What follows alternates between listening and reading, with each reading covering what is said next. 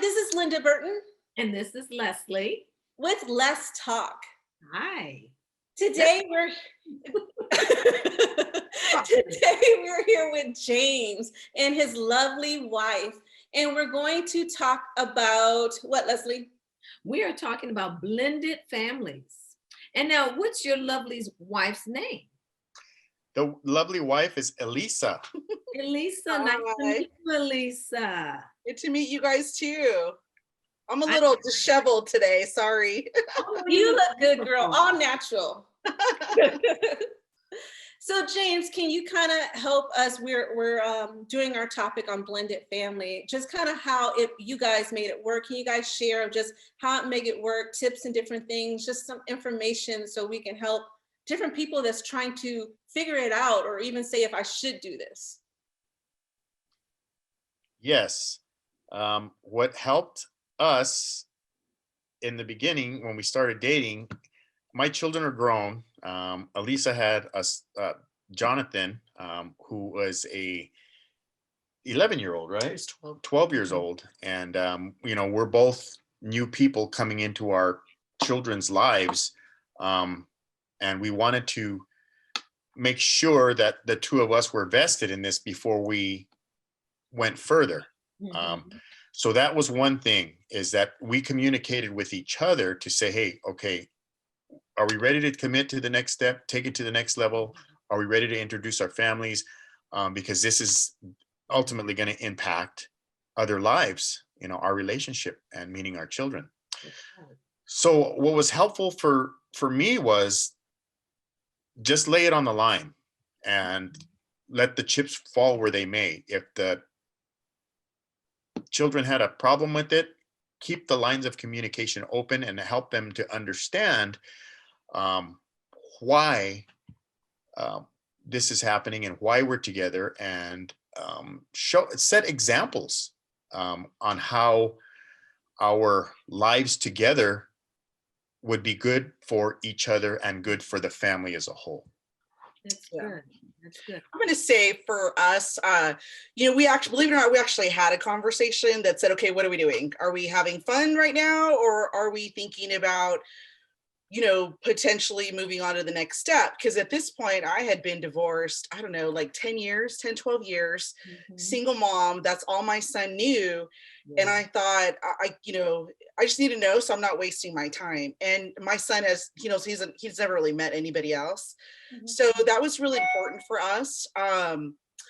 Interestingly enough, it's weird because I one thing that we did talk about when we talked about doing this was sharing the fact how it wasn't the minor children that were difficult. It was more of the adult children that seemed to have a problem with things. Oh. And even in my case, I always say my mom lives with me as well.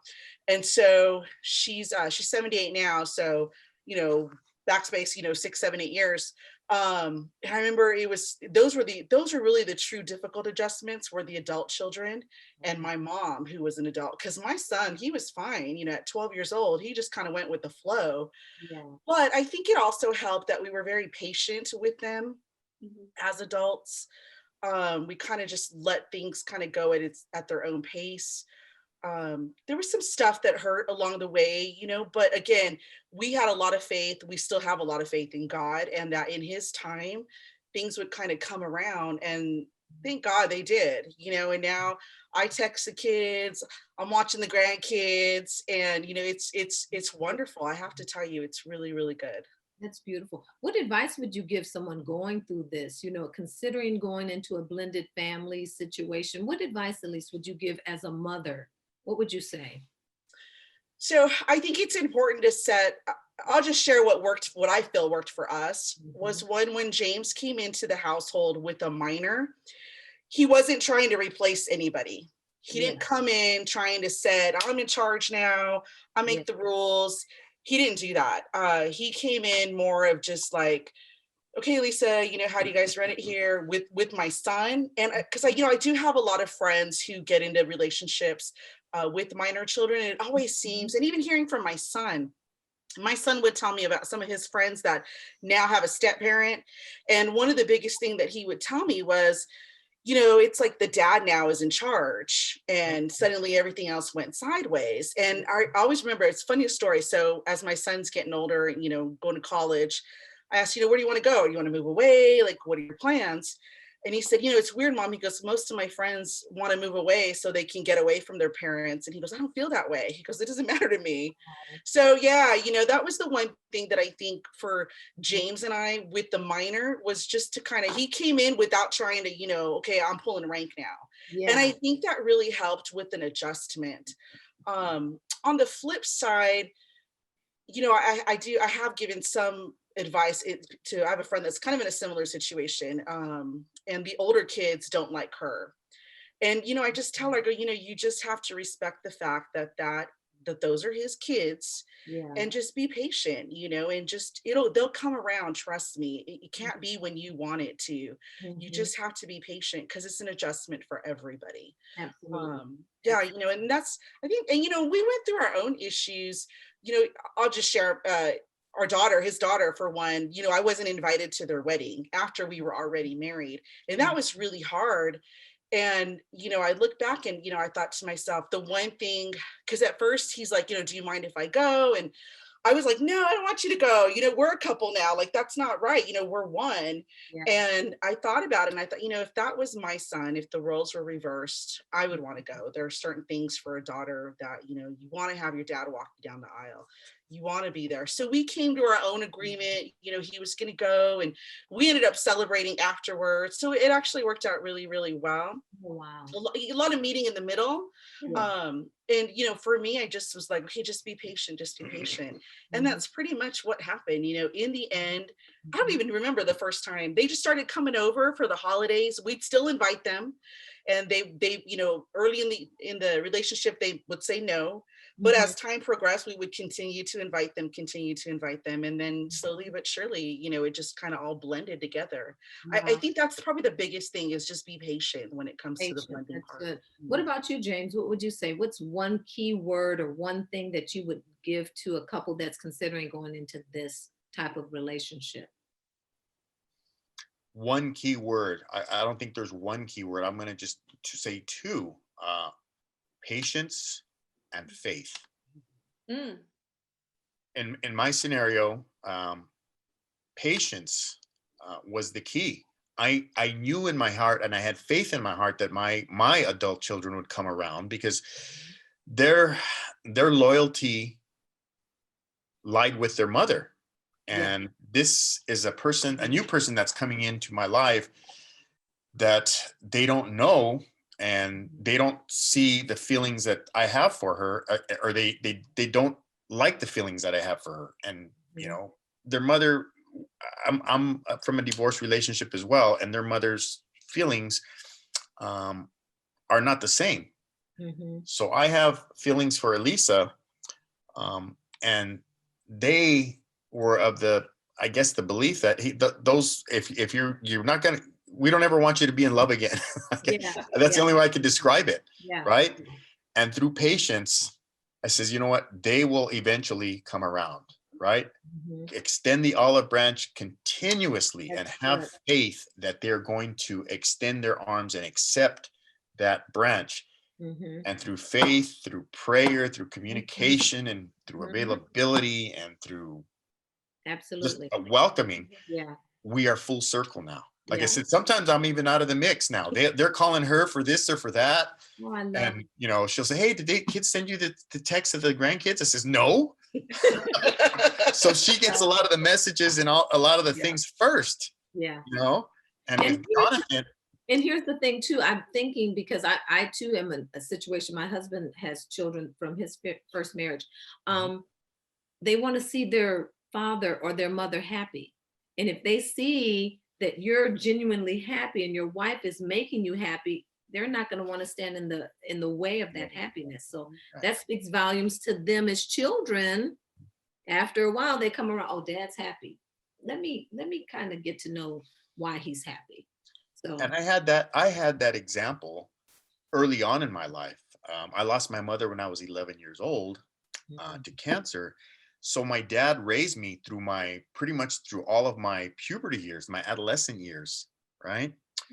So he spent a lot of time with me, but I was still able to understand loneliness. Mm, And I saw him lonely, and I saw him at some of the worst times of his life. And when his second wife, my stepmother, came into the picture, he was not, he didn't disclose like we disclosed to the kids. He just kind of let us all find out. I have four brothers and sisters, and I'm the youngest of all of them.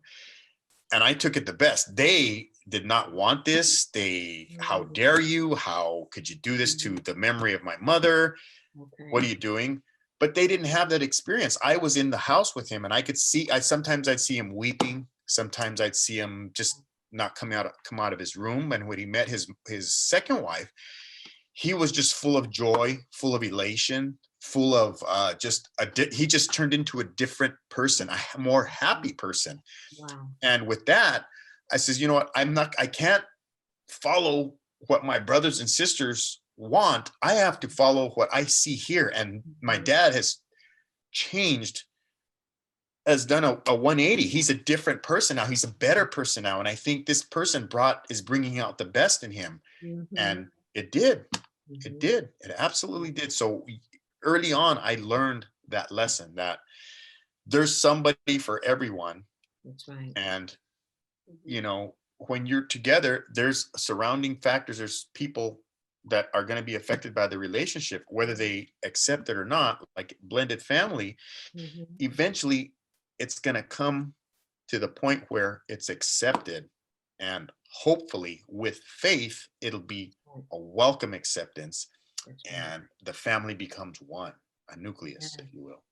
That's beautiful. That's beautiful. Linda, what are your thoughts about this? I like it because I never thought it would be the oldest for some reason. I always Yeah. thought it would be the youngest.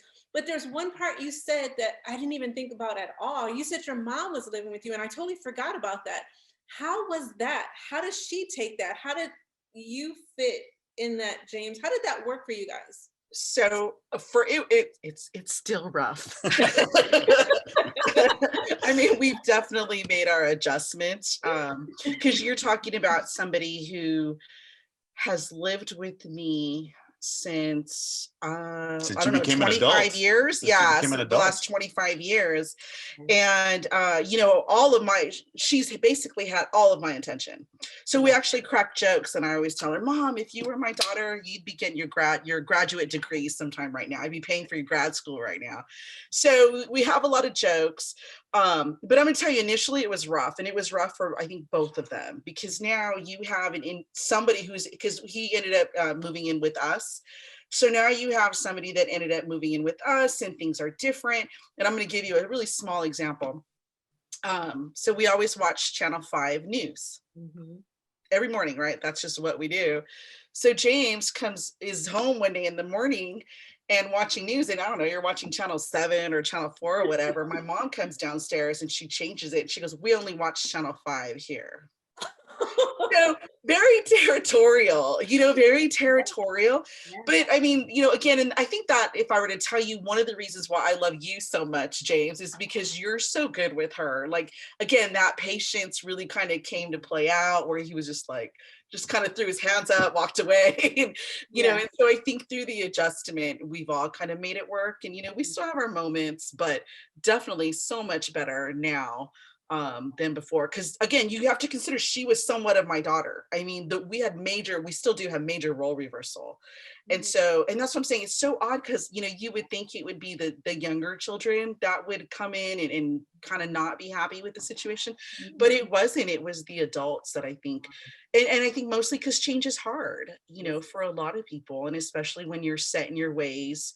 And even for us, our first couple of years, little bumps in the road and stuff, but I think for everybody, change is really difficult. So that's so true. And when you're saying that, it just reminds me so much of when I first got married, because I got married later in life, and my mother and I were very close too.